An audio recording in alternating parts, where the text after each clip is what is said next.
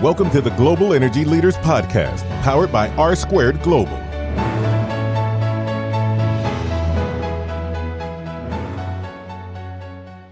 Welcome to another edition of the Global Energy Leaders Podcast. As always, I'm your host, Ryan Ray. So good to have you. And today, we're getting into biomass with a Forbes 30 Under 30 member, Charles Cai. Charles, how's it going today? It's good. So you are now, I guess, the second 30 Under 30 Energy List member from Forbes that we've had on. Kind of walk us through that process and, how did you get nominated and what was the process like to go through? Sure, Ryan. The Forbes list is usually something that is nominated. And so I think one of my colleagues or a friend had nominated me to be selected for this year.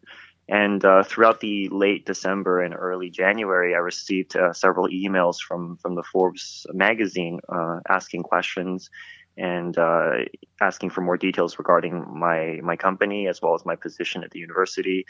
And sort of as the questions got a little bit more and more in depth, I realized that maybe they were, selecting the finalists. And around early January was when I received notice that I had been selected, and it was a great honor.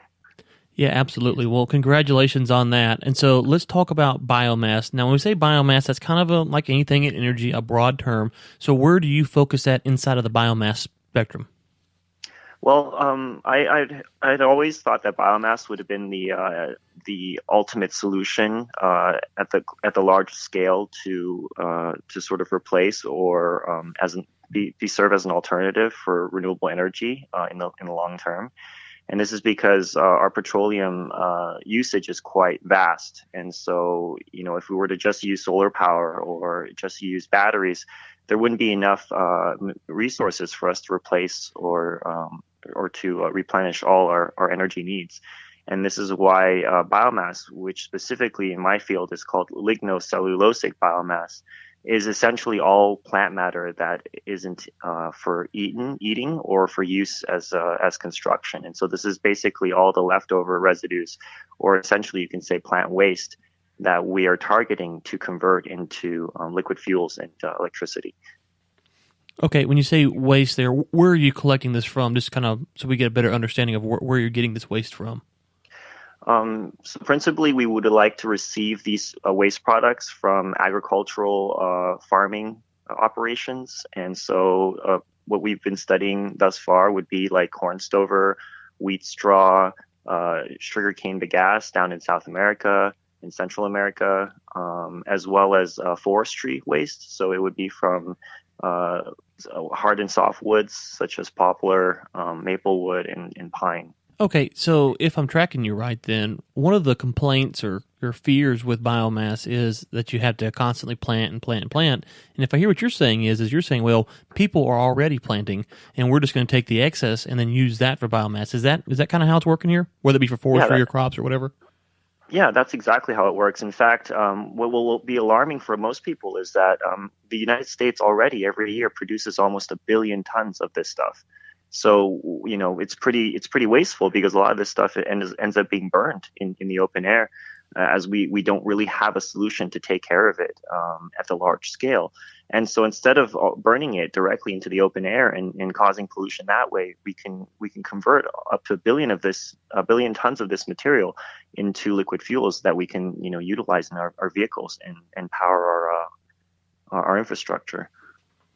Okay, great. Well, that's kind of a good way to set the table. So let's kind of broaden the spectrum here. You've mentioned the U.S. and you mentioned, I think, South America a second ago.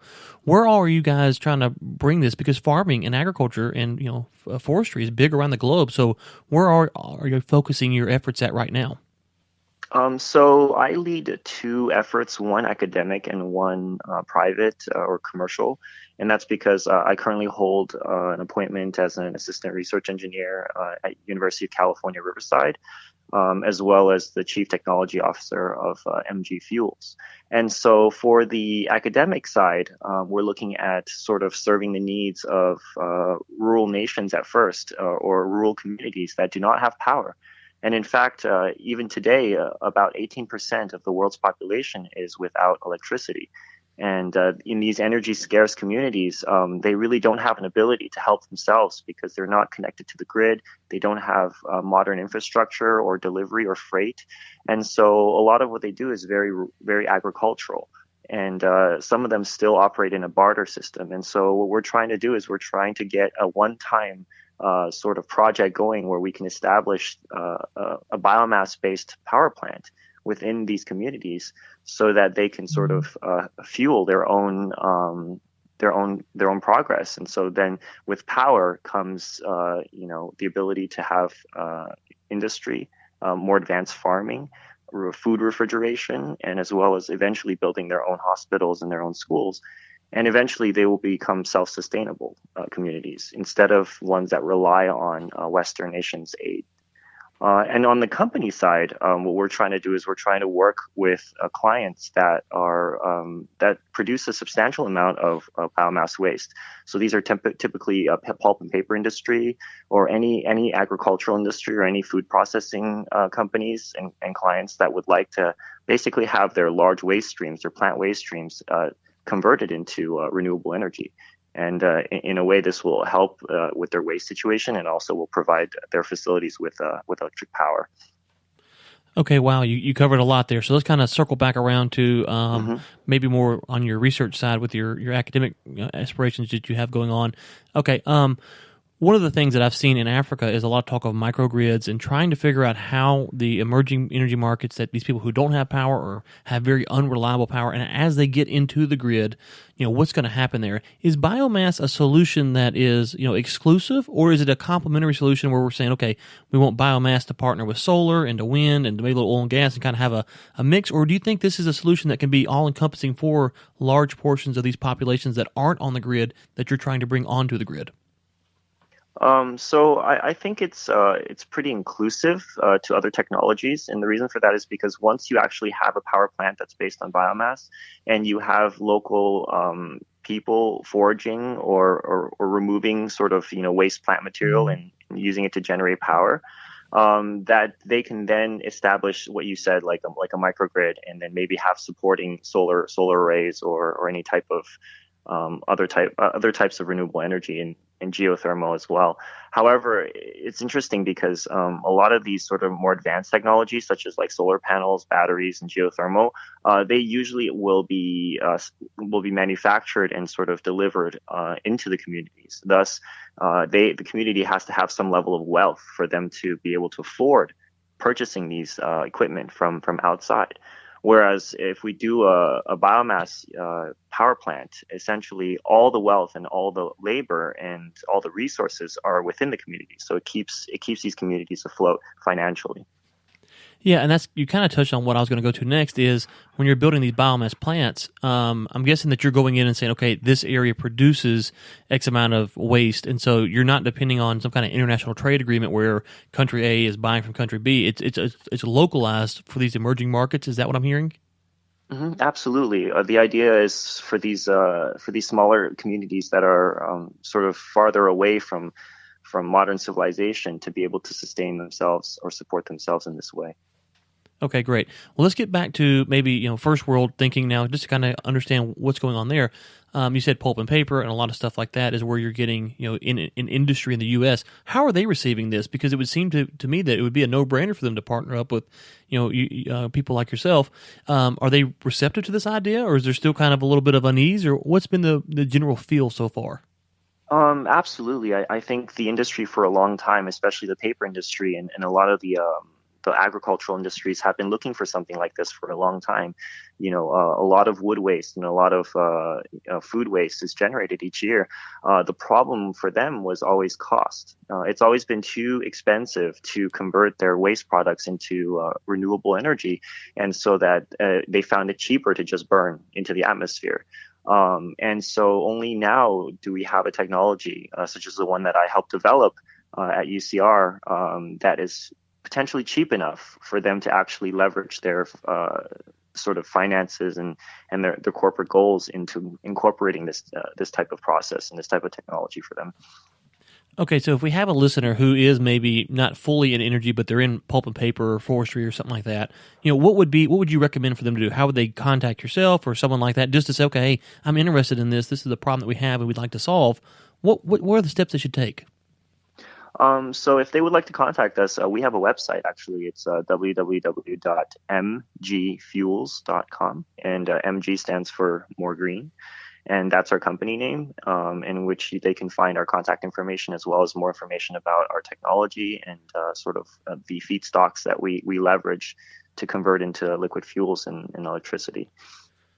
Okay, now I want to talk about kind of a practical thought process here for a listener who may be a little bit younger and they're hearing about this and they go, "This is interesting."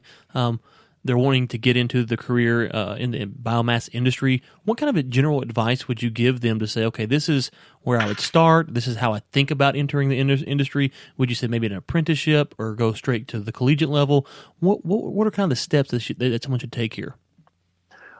For a student, I would recommend, depending on their age, if they let's start at high school, that they would be interested in the STEM, the science, technology type of fields, and so they would apply for a major in school, in college that is science related. And specifically for me, I'm an engineer, and so I received my undergraduate in biochemical engineering. And I chose biochemical engineering because it encompasses the biological and chemical aspects of science. And the engineering part means that I'm able to build out systems and actually apply the things that I learned in school into equipment and technologies and processes that can be realized. And so I guess the advice would be, if you're interested in the core science, to go with a science background. But if you're interested in actually doing building machines and building processes and technologies, then you would go with an engineering background. Okay, great. Well, this has been very helpful just to kind of set the table for understanding where biomass is. I was doing some research, before we got on, and there is some, good indicators that biomass is getting traction. And I know there's a lot of debate depending on which side of the fence you are, so to speak. And one of the problems that I've always heard about biomass, and I'm not in the biomass industry, so I don't know, but one of the problems I've heard is people are saying, well, you got to plant and you run out of spots to plant and you ruin the fields. But it sounds like you guys have really tapped into what I think is just a great idea here to go and to say, okay, there's already a way to use this, and it's waste, and it's kind of a self-sufficient thing. So kudos to you guys. Also, again, congratulations on the Forbes 30 under 30. That's a huge accomplishment. So congratulations there. Is there anything else that you'd like to plug or promote before we let you go today? Yeah, actually, the process that we have invented and were developed over the past several years is actually called CELF, and so it's sort of an interesting pun to self-sustaining, but it's spelled CELF. And so this process is actually one of a kind. It's one of the latest and most advanced sort of methods to convert all types of sort of plant matter into liquid fuels or electric energy. And what's unique about this in comparison to all the older sort of traditional or conventional technologies, such as gasification or pyrolysis or other forms of sort of boiling boilers and stuff like that, is that this is incredibly high yield and it's very low temperature and it's single step, which means that so the energy that comes into the system is less than what you pull out, which is a huge argument for a lot of these processes. And the other thing is that we're able to accomplish this in one single step. So the scale could be very flexible. We can build systems at 10 megawatts upwards to 1,000 megawatt range. And so if there's any people who are interested in sort of evaluating or learning more about this, they can visit our website or contact me directly. And thank you for this opportunity, Ryan. And just so the audience is clear, that was the mgfuels.com where they could find about the CELF, correct? Yes, that's okay. MG Fuels. Yeah, and we will link to mgfuels.com in the show notes so you guys can go there and check it out and check out more about Charles. We'll link to his bio in the Forbes 30 under 30 as well.